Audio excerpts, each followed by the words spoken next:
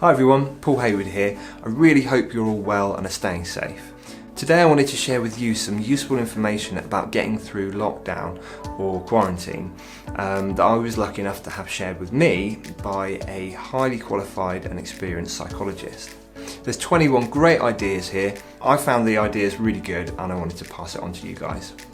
I'd love you to let me know what you think of them in the comments, and also if you've got any other things that you've been doing to help get yourself through the lockdown. Feel free to chat and interact in the comments section. Most of my subscribers are either saxophone players or saxophone music listeners, so there's a shared interest there that should be good to help get the ball rolling. If you do find this video helpful, perhaps share it online so we can help some other people too. Okay, so I know some of us are limited in what's available, but as best you can, try and eat healthy and nutritious food and stay hydrated. Nutrition and hydration have a massive effect on our mental health and our well-being, and just this one simple change can have a huge effect on your mood. Take the time to cook and maybe learn some new dishes. Okay, next, stick to a routine. Write yourself a routine that gives you time for your work and your hobbies, time to be constructive and time to take breaks. These are very easy to forget in a home work environment. Include time to rest, relax and have fun. Most importantly, try to stick to regular bedtimes and waking hours. The mind and body work best after a good rest at regular times. Next, continue with self-care. So that includes personal hygiene, so regular showering, and looking after your appearance can keep your spirits raised too. Choose clothes that you enjoy wearing and you feel good in. Next, exercise. So try and get at least 30 minutes of physical activity in each day. There's loads of home workout ideas online, especially now. Personally, I like to do a Tabata routine, so you can get an intense burst of exercise in a short amount of time.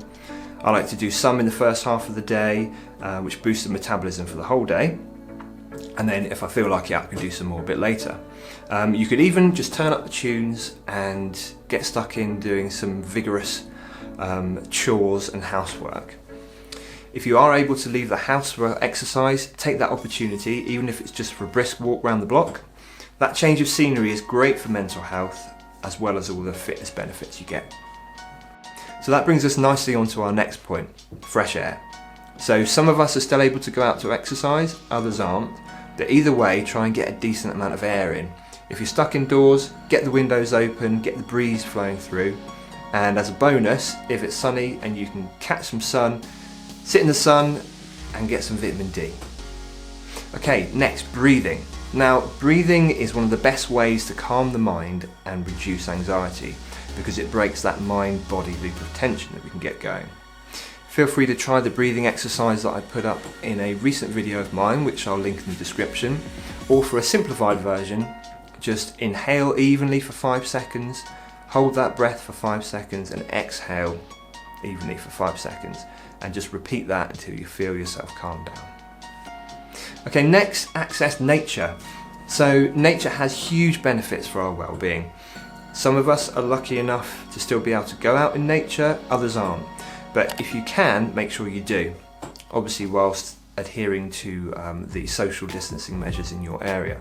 If you've got a garden or outside space, make sure you make use of it if you can. And if you can't get outside, try getting some seeds and growing some things on the windowsills. There's something very healing about interacting with nature, especially growing plants. It's all very well documented. Okay, so next, a really important one, connect with others. Feeling connected is so important, and a really important thing to remember about that is that text messaging, messaging online, sending emails and that, it doesn't give the same results. They are sort of addictive, but they don't actually release the same brain chemicals as properly interacting with someone. So instead, try to use phone calls, video calls, Skype, FaceTime, that sort of thing. Make sure you try and connect with your friends and your family, and especially those that you think might be lonely. Just a quick chat can make an absolute world of difference to somebody that's feeling lonely, and can of course boost your morale too. And of course, if you're really struggling, search online for mental health support telephone numbers, and don't be afraid to make that call. So connect with your children. If you have children with you, this can be a great time to really connect with them and build great relationships. Be close physically and emotionally with them. They may be feeling anxious and feeling strange due to changed routines, and your presence will comfort and calm them, even if they might not be acting calm. Include things like reading, playing games and physical activities with them. Play and make-believe is helpful and important for children, so encourage their imaginations whilst you interact. Okay, so limit social media scrolling. The long-term effects of too much social media aren't really known yet, but we are seeing in studies that limiting social media time is beneficial for our mental state. So why not set yourself a limit and see if you can stick to it? Also, it can be very easy to get drawn into arguments. This can be tempting, almost addictive at times, but it rarely brings any satisfaction or positive results. So in your social media time, focus on engaging with friends and finding things that make you feel good or amused, and avoid the things that make you feel bad or make your blood boil. Okay, so here's an interesting little one: repetitive movements. So engage in repetitive movements and left to right movements. Research has shown that repetitive movements, things like knitting, colouring, painting, clay sculpting, jump roping,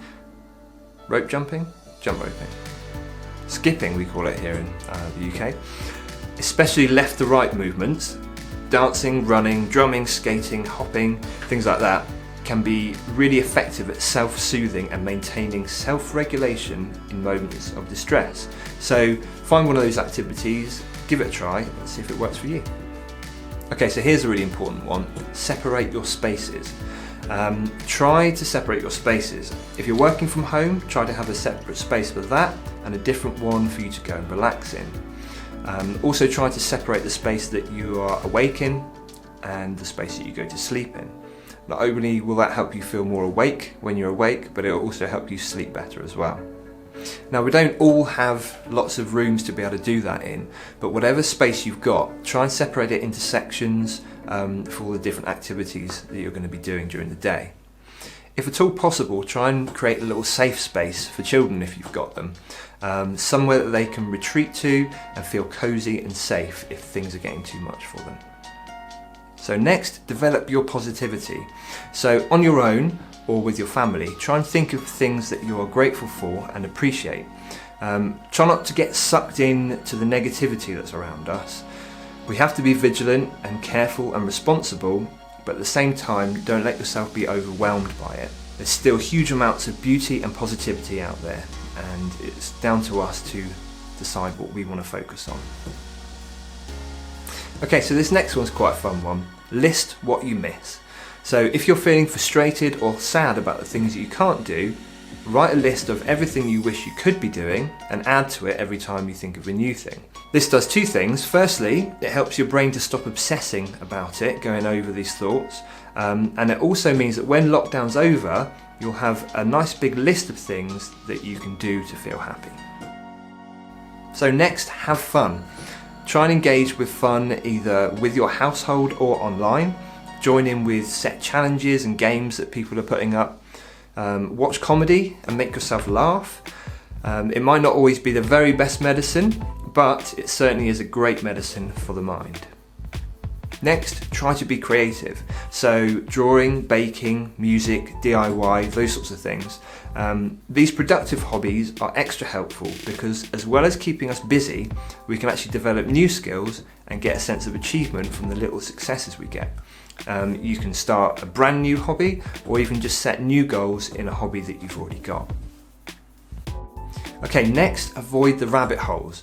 So remember, there are so many people online competing for your attention, and a lot of what is out there is just clickbait designed to feed your fear and anxiety, get you hooked and coming back for more, and that's going to drag you down.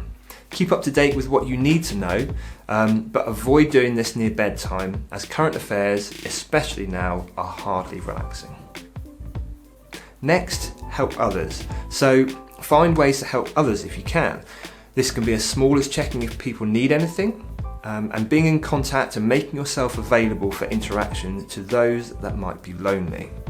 Not only will that benefit those people, it's also going to lift your spirits too. Next, a nice simple one, tidy and control. So in uncertain times we can feel out of control, but things like tidying and organising can help you feel more in control, even if it's just little things like organising your cupboards or your music collection. Next, try and focus on the here and now. Take one day at a time and focus on the present. If your mind starts racing or you find yourself worrying about the months to come, bring yourself back and focus on what's happening right now. So lastly, be kind and be patient. So this is a time when we need kindness to ourselves and others. Think of your needs, think of others' needs. Be patient with family and friends in your household, as they might be having struggles too. Be patient with yourself. Remember, perfection is not needed.